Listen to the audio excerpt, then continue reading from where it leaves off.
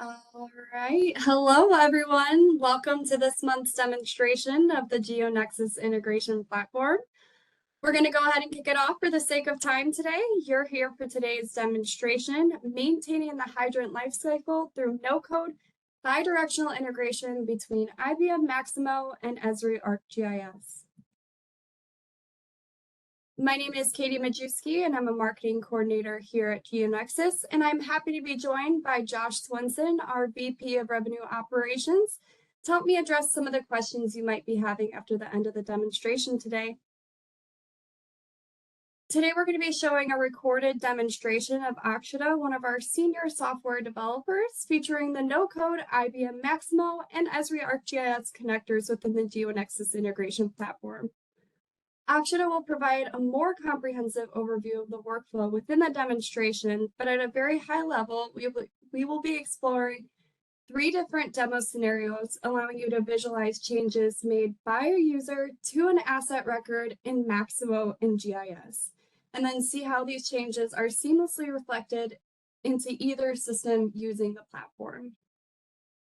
We will also be highlighting our preview mode functionality, allowing users the ability to see anticipated changes within the synchronization in a report format without committing the changes into the end systems. Housekeeping note before we get started is if you have any questions throughout the demonstration today, please feel free to type them into the Q&A panel on the right-hand side of your user interface. We've carved a bit of time in the end to address any questions that come through, but if for some reason we're up against time and don't get to everyone's questions today, we'll be sure to follow up with you directly afterward. Before we dive into the demonstration today, I'm going to set a quick foundation of who we are for those of you who might not be familiar with Geonexus. So Geonexus is a software company, and our product, the Geonexus Integration Platform, is a middleware solution that redefines the custom code approach to integration by providing users with a fully supported, easy-to-use, proven platform for system integration. This simplifies the configuration and management of many integrations across the enterprise, all with little to no code required. So there's really 3 main components to the Geonexus Integration Platform. The first is on the top left-hand side here. And that's simplified configuration. To set up an integration within the platform, we provide an easy to navigate user interface that relies on a few different basic login credentials to quickly connect your enterprise systems with little to no code required. Once your systems are connected, you can quickly set up your synchronization rules by utilizing drop-down menu configurations. This also allows additions or modifications to be made on the fly, with, again, little to no code required. See a theme here? The second is automated synchronization. So once your systems are connected in the platform, we can help you automate and schedule your synchronization on a specified task. If you have a system of record established already or would like to set one, we can also help you synchronize your data bidirectionally as well if you'd like. We'll actually show this within the demonstration today. The last is active reporting. So once you've configured your integration and you have your synchronization running on a schedule, we provide in-depth reports every time the synchronization has run to show that everything has gone as intended. And the demo today will show this a bit more in depth as well, but some of the benefits our reporting can provide are detailed descriptions of any errors, orphans, discrepancies, and much more that may have occurred. How we simplify integration even further is through a library of connectors you can see on the screen below. Each one of these connectors understands the unique business logic of each system and are constantly upgraded to allow you to take advantage of the latest and greatest system features with no fears of software version lock or downtime. So now that you've heard a bit about Geonexus, we'll dive right into the demonstration.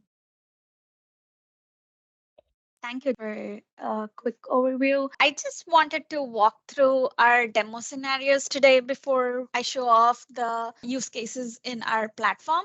So we are going to do 3 scenarios. In the first scenario, we have a new hydrant that's been installed. The hydrant record is created in our Esri geodatabase. Then we would run our platform, which for short we call it as GIP.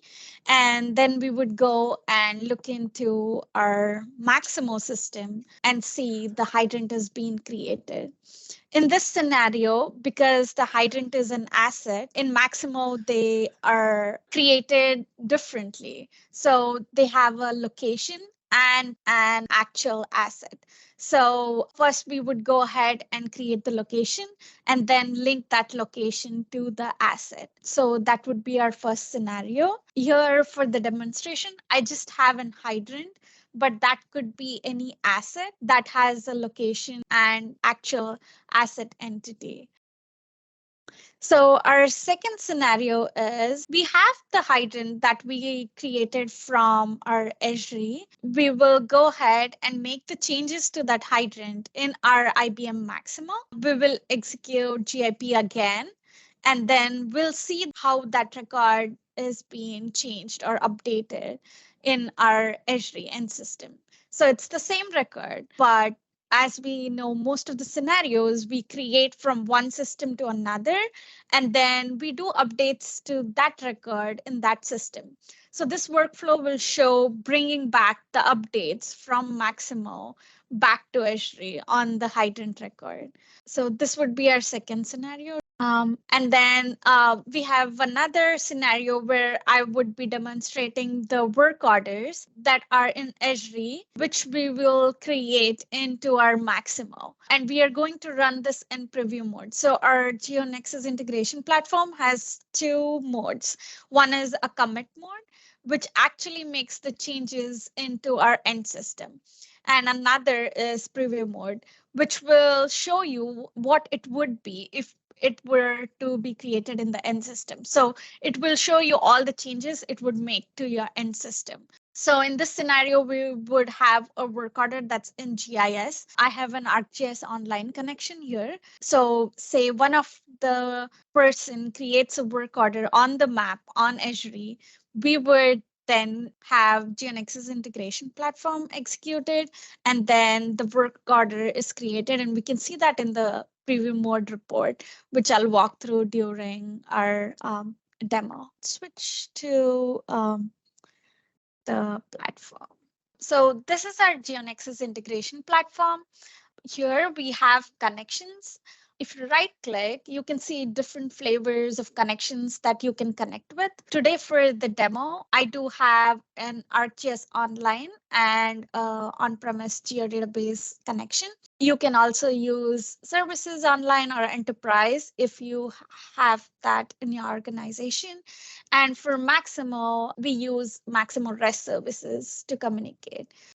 So if I go to the first connection, if we were to connect to ArcGIS Online, we would need the username, password, and the URL to connect to the ArcGIS Online. Once we validate, if we have any errors, it would be displayed here. If we have any mismatch in the credentials or if the URL is not reachable, we would get description here.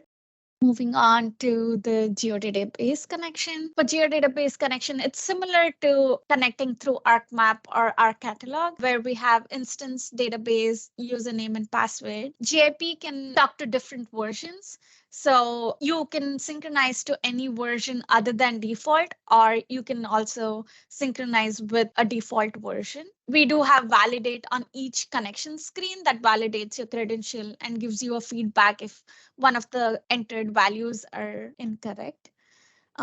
For Maximo, we need hostname, user, password. We have different types of authentications that we support. We are currently using MaxAuth for this demo, but we do have API key support. So we can use API key to authenticate through GIP. We do also have support for OSLC and REST endpoints.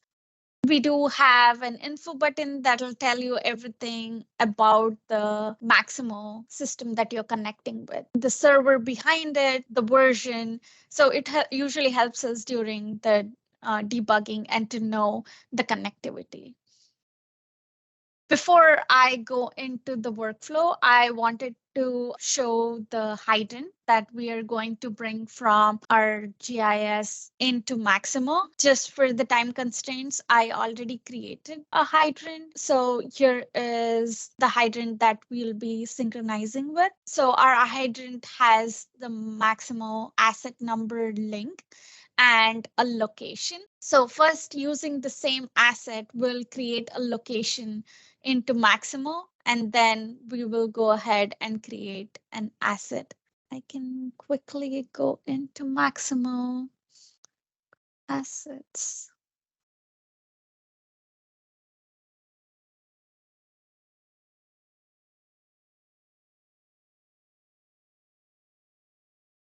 Just wanted to show it's not in the Maximo end system. And after running GIP, we can see the record that's been created.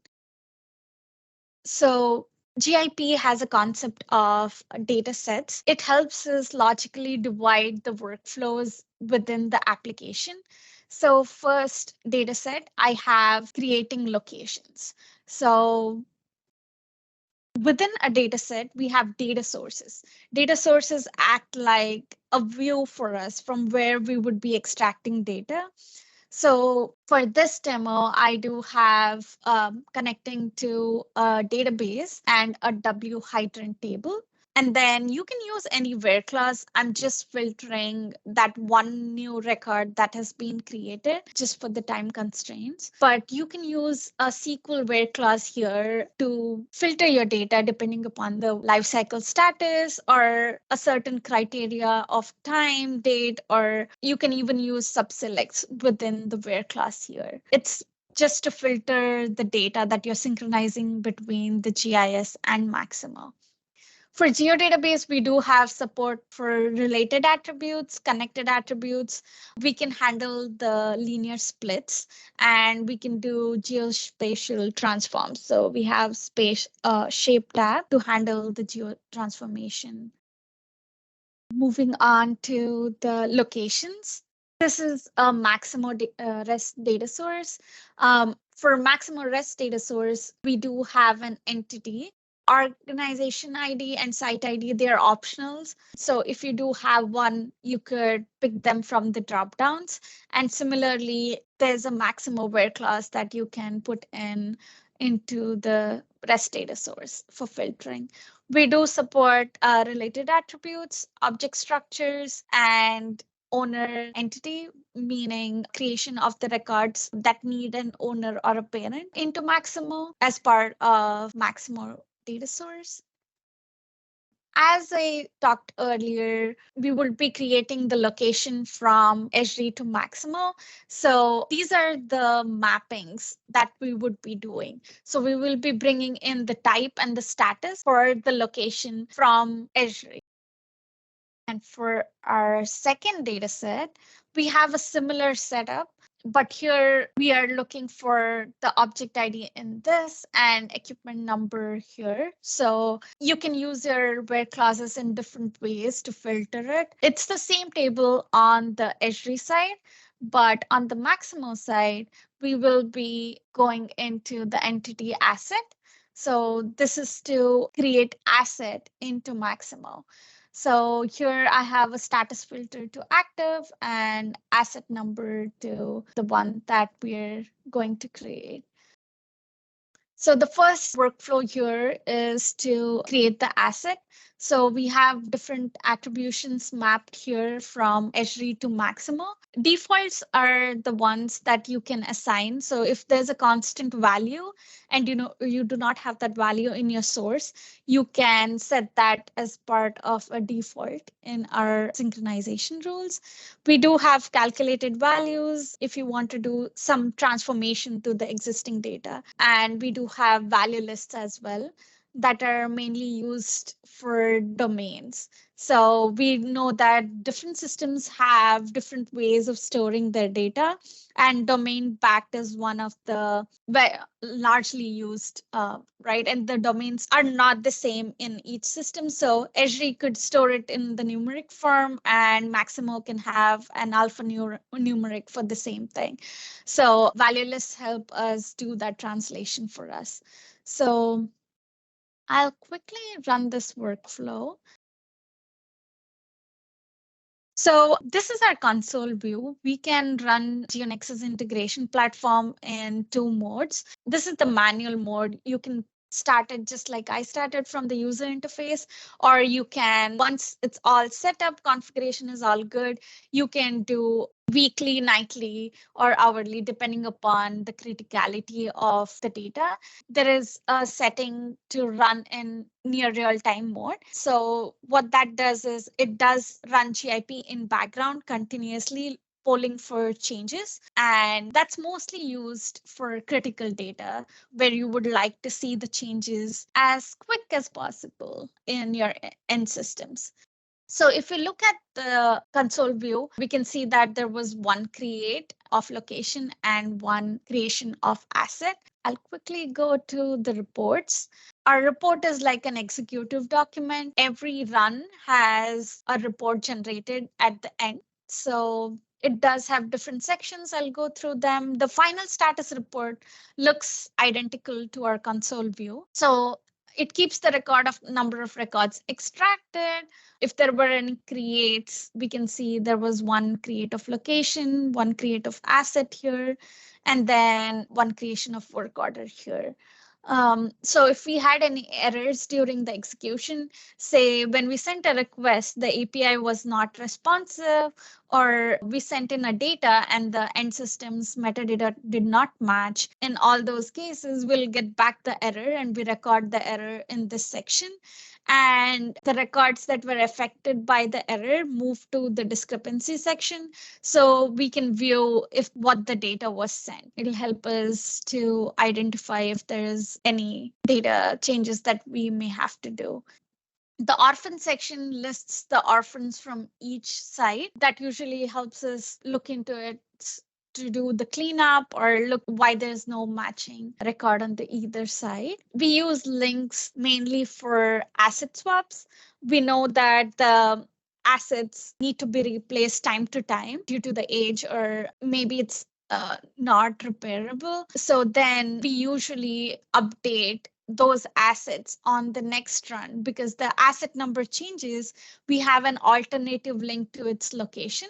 So from the second run, your synchronization is back. That's how we handle asset swaps using linking. Key generation is functionality. If there's no common key between the source and target, we can use our platform to generate it. There is a functionality to use database sequences, or we can use GIP sequence as well. We can quickly look at the creates. So whenever we do creates or updates, we do record them in the report. So it will show you the values that were mapped and that were created. So for the location, we can see these were the values, and for asset, these were the values that were either default or brought over from the source. And then similarly, here is a preview of the work order for Maximo. And then it does have the asset number reported by is an ID, target completion date, and the work order number. So this is from the ArcGIS Online to work order in Maximo. For updates, we show the old and new values. I can quickly show that scenario after this. I did talk about discrepancies. If we had any duplicates in any of the systems, it would be listed here. If we did any deletes, it would be mentioned here, and then we would list if there are any warnings.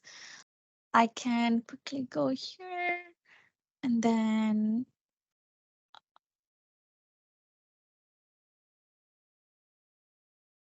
so if we see here, we have the asset created, the status is active, and we can see it is linked to the location. We can go to the specifications and we can see the specifications here. Quickly, we can make the change to the bonnet color. I can go back to GIP and show the second workflow. I'm going to disable the other data sets. And in this workflow, I do have updates coming back from Maximo to GIS. It's the same data set we had. We did not have any record there, so this wasn't executed.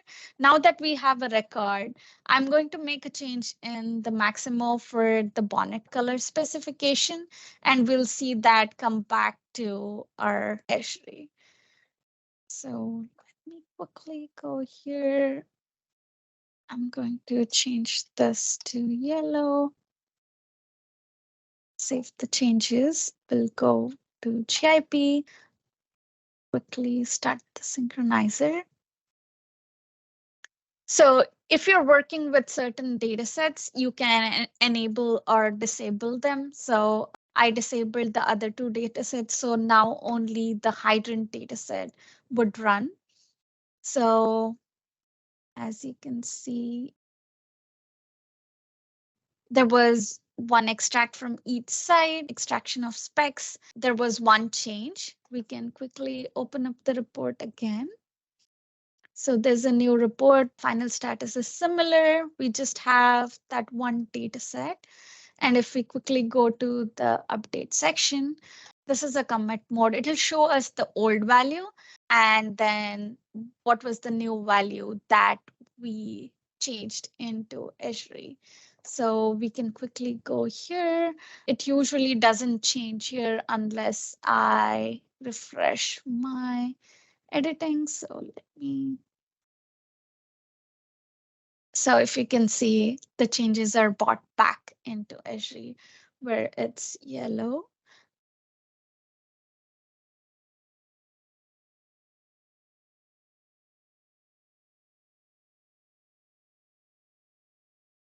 So it was demo scenario 1 and 2. And then the third one, I can quickly walk through again. I know I did run it in the previous one. I hadn't disabled it, but I can talk through the work order setup. So this is the third scenario.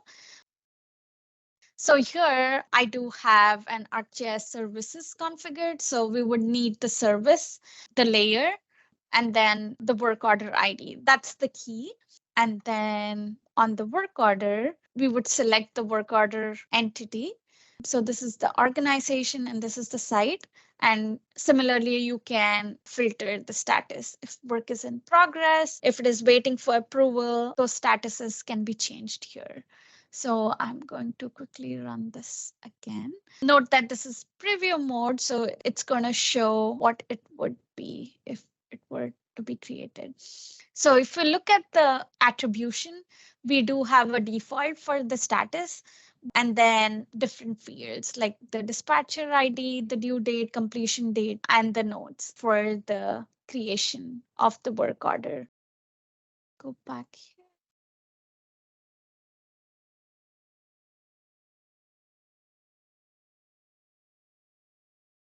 So again, there was extraction and one create work order. We'll go to the reports. To see here, it mentions the creation of one work order. We can go to the create section, and these are the attributions that were mapped from GIS to Maximo. So in our application, we do have notification settings. So once the synchronization is completed, you can configure a list of recipients who can get an email on the completion of the sync. And you can also set the level. So only if there is an error, send the report, or failure, or if there's a success, always. And then there's an option for the formats as well. So it can be a group email or an individual who is responsible for that. So on an scheduled task, you can get the report delivered to your inbox. So that was the workflow that I wanted to show. Thank you.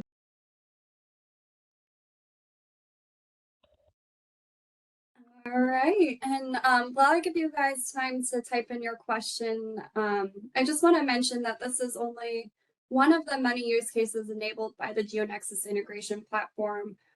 So feel free to request future demo topics or specific industries that you might be in and specific type of data that you're looking for.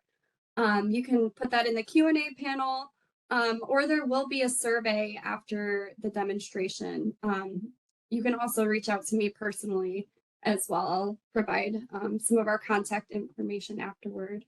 But with that, I will now hand it over to Josh to answer some of your questions. Josh? Excellent. Thanks, Katie. Can you hear me okay? Yep. Perfect. All right, great. Yeah, so as Katie stated at the start, please feel free to enter any questions that you have in the Q&A box, and I'll go through a couple of them here as they start to come in. There's one off the top. Will the recording be available? Yes, as always, we'll share this with the list of folks that have signed up, the attendees that have registered, even if you didn't have the chance to attend. You're not hearing this, but we'll be sharing this with you. And so thank you for that question. There's another question about the versions that the Geonexus supports, right? Versions of Maximo, versions of Esri. Specific question around, do we support MAS 8? So I'll go into that just for a second. There's also a question that just followed on about ArcGIS Pro. So starting with the Esri side of things, Geonexus is a silver partner with Esri. Our kind of company foundation comes from the GIS side. So our founder and CEO used to work for Esri way back in the day. And we've had that silver partnership for a long, long time.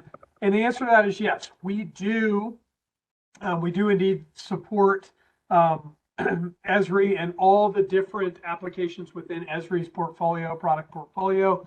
And then from the Maximo side, the same. The question about MAS 8, yes, we support that, right? And so, digging a little bit deeper into the value of Geonexus, one of the things that we offer, and we get this question a lot, is really about how the integration keeps up with the evolution or upgrades within the different products that it's integrating, the different systems that it's integrating. And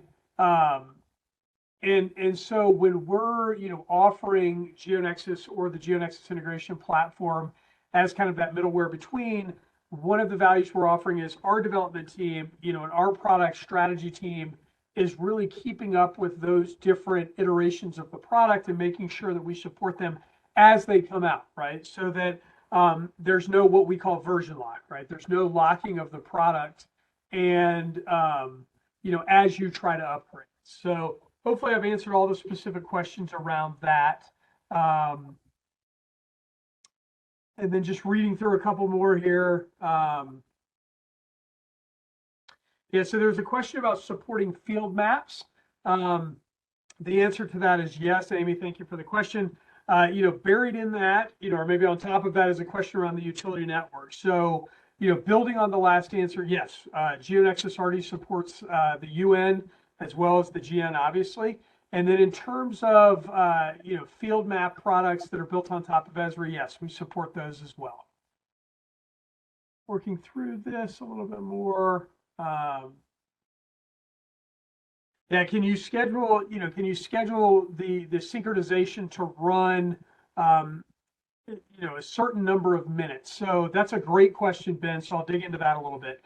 So Geonexus has kind of two flavors of how the synchronization runs, right? So as Katie as Katie stated at the top, you're going in initially, you're installing Geonexus, the Geonexus Integration Platform within your environment. Then from there, what you're doing is you're pulling down your data sources for configuration. You're writing synchronization rules, right? And then to the question, how often does this thing run? So you automate it, and you have a couple of different choices here. you can schedule it to run on a nightly basis. You can schedule it to run further out than that if you'd like. But kind of the best practice that we've seen is segmenting like 95% of your data to run on a nightly basis and saying, I only need this to update, in that nightly run. And then to the question, taking a segment of data, let's call it 5% in the example, and scheduling that to run with more frequency. So every 5 minutes, every 10 minutes. We call that feature within our platform our near real-time feature, our near real-time synchronization. And so the answer to that question is yes, you do have the ability to segment data. So some of it runs more frequently than maybe less critical data, if we're calling it that. So that's outstanding. There's a question about time delays. Ben, I'll have to follow up with you. I don't understand the question fully, so I'll follow up with you in terms of what you mean in terms of time delays there. But the software doesn't offer any significant time delays. I mean, obviously with the synchronization of data, it definitely takes a period of time to run. But no significant issues in terms of that at all. I don't know if that's what you're alluding to at all, Ben, but we will definitely follow up through email to make sure we get your question answered. And then a question about configuration of the software, right? So a lot of what we showed within this demo is, in fact, us configuring an integration, right? Or actually talking through the configuration of an integration. So, how does that work? The question is, does Geonexus do this or does the user do this? The question is, the question or the answer to the question is very much based on your comfort level with the technology. So the typical project, I'll answer it this way, the typical project, is usually a combination of both. We usually take a limited number of data sets and we'll use that limited number of data sets for that limited integration use case. And Geonexus does have a professional services team, does have an implementation team, and we'll usually do the configuration of that initial, integration, right? And then from there, we'll go on to train your team on how to use the tool, which gets to the value of the tool, right, of the Geonexus Integration Platform.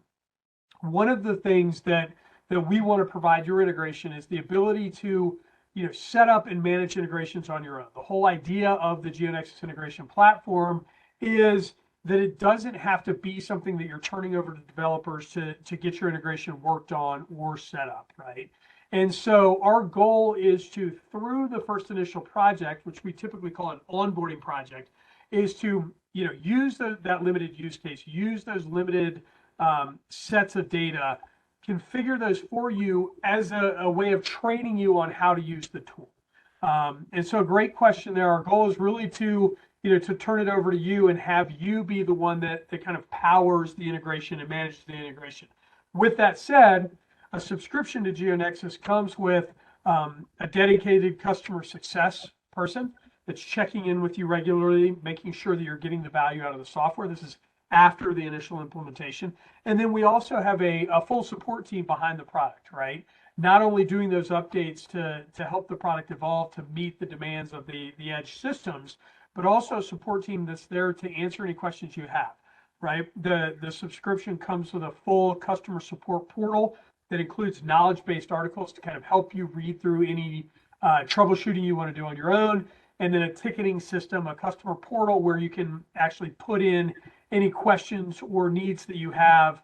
And then, as these processes work, we then, have a team that is answering those and coming back to you, and if need be, jumping on a call and helping to troubleshoot things as it goes on. All right. And then Amy, you have a question about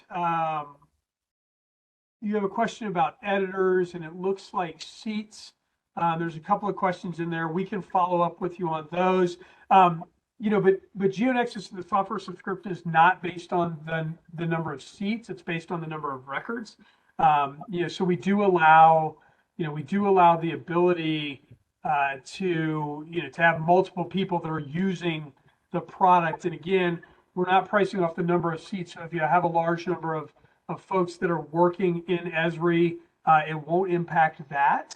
But we can follow up and make sure that we get your question, your specific group of questions here answered, Amy, if that doesn't answer it. All right, and then lastly, I'll close with this one. The difference between Geonexus and Maximo Spatial, that's when we get quite a bit. We were talking with a group yesterday about this, and a pretty common question that came up. One of the things I always like to do when folks ask me about Maximo Spatial in relation to Geonexus is to define Maximo Spatial first. We think in terms of Maximo Spatial as two different and separate things, right? One is the map tab, and the other is the data sync tool, the integration tool. And so oftentimes, folks that have been working with Spatial come to us and they're looking for something more robust in the integration piece of that, but oftentimes still looking to leverage work being done in the map tab, right? And so, that's where we differ. That's where we differ is that, Geonexus is a tool that is used for the integration portion of things and not the map tab. So if you have the map tab, you're looking to work through that, you're looking for a more robust integration, that's where we come in. So we empower that map tab. We also have some different feature sets and keep up with kind of different versions of products from an integration perspective, and happy to walk anybody through that that is needed, but I would just kind of focus on that main difference to begin with. It's kind of a more robust integration with more functionality that lends itself to more simplified configuration. And then the reporting piece of things is something that's different there, right? Out of the box reporting that comes with the Geonexus platform to help you understand how the integration is running and what data is moving back and forth. So Katie, I'll end with that. And hopefully you're going to touch on the conferences that we'll be out at. So if you have any further questions, make sure that if you're at Distributech, and I hope I'm not stealing your next slide here, Katie, but if you're out at Distributech, we will be there in the next couple weeks. We will be out at the Streamline conference, which is actually a Hexagon conference. We'll be there the same week, which is next week, all of next week. And then we'll be out at MUG. We'll be at the Spring MUG this year. So find us there. And then we'll also be at an Oracle conference. So, please look out for us at the different conferences that you're going to. And if you have any questions or you'd like to see the product in action, please feel free to come up and engage us at the booth. We'd love to meet you. We'd love to talk more about what we do and how we might be able to solve your specific integration challenges. So Katie, now I really will turn it back over to you. Thanks, Josh. I appreciate it. And your help in answering those questions. Yes, we will be at a bunch of upcoming conferences. So if you heard that one of the ones that you're going to be attending, feel free to give me a shout and I can set something up for our team to meet with you at one of those conferences. So here's our information. Again, there will be a survey after this if you have any topic recommendations or anything, or if you're a customer and have any specific questions for Lindsay. I've put her contact information below. But thanks again, everyone, for joining, and I hope you all have a great remainder of your day. Thanks again.